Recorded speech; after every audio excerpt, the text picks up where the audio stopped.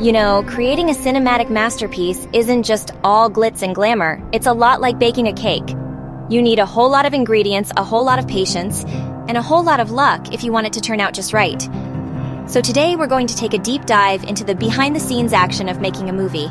And I promise you, it's not all sunshine and rainbows. We're going to talk about the blood, sweat, and tears that go into bringing a story to life on the big screen. But don't worry, I'm not here to bore you with a bunch of technical jargon and industry lingo. No. We're going to have some fun with this. After all, making movies is supposed to be exciting and exhilarating, right? So buckle up, grab your popcorn, and let's get this show on the road. Mighty.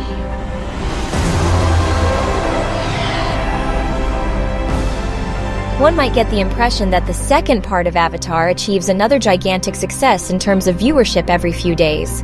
At the same time, one might also get the impression that James Cameron is the only person capable of making 3D movies, and that all cinemas using this technology were created especially for him.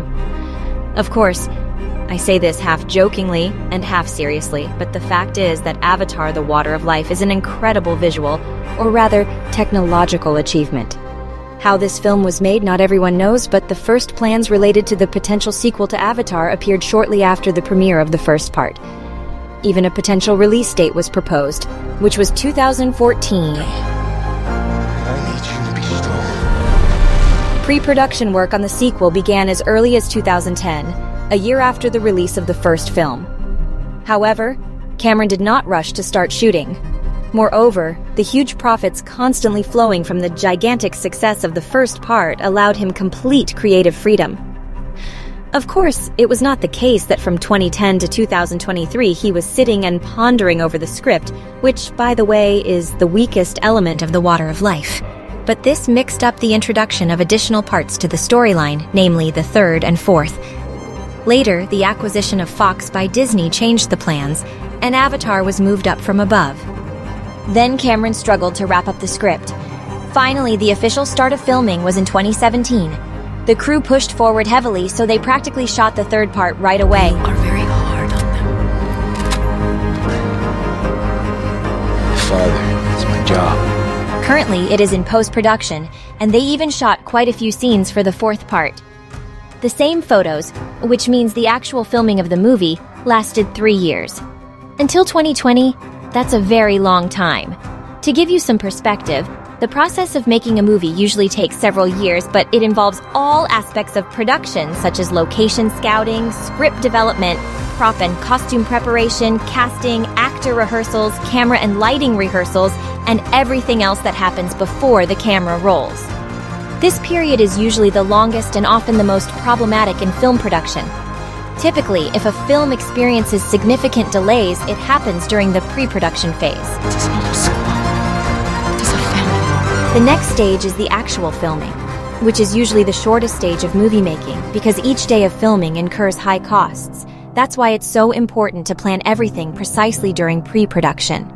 Typically, filming lasts several months. Of course, the length of time can vary depending on the scale and level of complexity of the film, but these are the general parameters. What is this?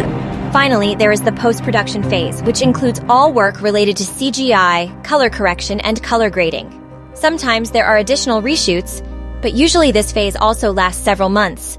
The exception is movies with a strong emphasis on computer effects, which can prolong this process. Avatar was a very demanding production in its design. As I mentioned earlier, the pre-production phase was heavily drawn out. Then, due to the level of technological complexity, the actual filming also took an unnaturally long time. Finally, as you might imagine, the work on the computer effects was far from trivial and took another several years. It's an absolute anomaly. Such films simply do not come into being. James Cameron is one of the few people in the film industry who could afford to make such a mammoth film, mainly due to the enormous commercial success of the first part. So what took those few years during filming? Firstly, it was the innovative technology of motion capture underwater filming. There are different ways to make films that have CG characters. What we're interested in with performance capture is the totality of the performance. Just like the motion capture technology is no longer innovative in itself, it is used everywhere, from games to films.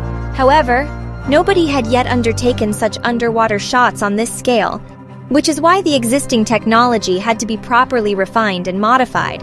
In addition, actors had to devote a lot of time to exhaustive preparation. They attended classes with professional divers who taught them how to behave freely underwater and how long to hold their breath. Actors the opportunity to play characters that they could not otherwise Remember, play. their task was not simply to jump into the water and swim happily, but to act out specific scenes in such conditions. Therefore, they not only had to endure long periods underwater, but also interact with each other, perform scenes, and constantly remember the final shot. Some actors learned to hold their breath for up to 7 minutes, as a significant part of Avatar takes place underwater. A lot of such shots had to be created, and shooting each scene was incredibly complex and time-consuming. Technologically, on the sequels, is the facial performance capture. We are capturing a much higher fidelity of performance. But I know one thing. This family is our fortress. Of course, all the other scenes were filmed using similar technology to the first one, although it now allowed for even more precise, detailed, and rich in detail movements to be captured. At the beginning, the actors wore special suits with small ball-shaped markers attached to them. These markers allowed their hand and leg movements, as well as their movements and positions, to be captured, which also helped. Cameras were distributed throughout the studio.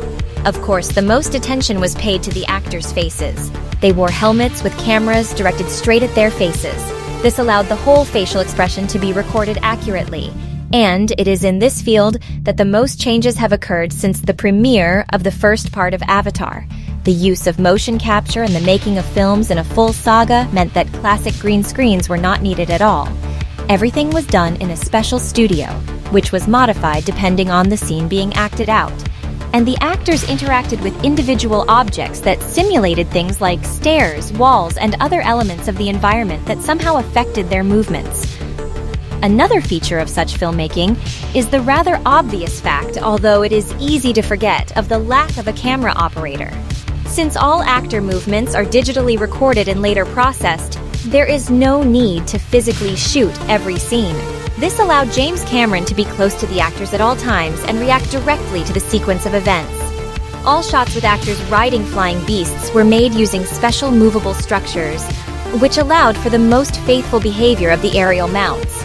A similar strategy was adopted for underwater scenes. Actors held onto movable structures that were constantly in motion. It looks incredible, and one can imagine how great a challenge it was. Even stunt performers note that maintaining balance on such a mechanism was very difficult and required a tremendous amount of preparation. The icing on the cake were, of course, all fight scenes, also shot underwater. Of course, on set, the stunt teams I mentioned earlier were always at work, performing more complicated action scenes. Whenever possible, actual actors participated in them, but in many cases, the help of professionals was needed. What makes Avatar look so good is this clever combination of the real world with full CGI. Although the film was ultimately made entirely on computers, the basis for this computer processing is very realistic. All actor movements, their interactions, flying or swimming on fantastic beasts, and all action scenes, each of these things has a basis in actual interactions, so ultimately the sequences seem so realistic, so true, because they were in a way really shot. I believe that we should very much respect this type of production. You can criticize Avatar for many things, from a storytelling point of view, script construction, general idea for the film. Many things can be found fault with, but from a technological point of view, it is a unique production, a real gem, and an exception that confirms the rule. As I said, films like this don't usually get made. It's a true rarity.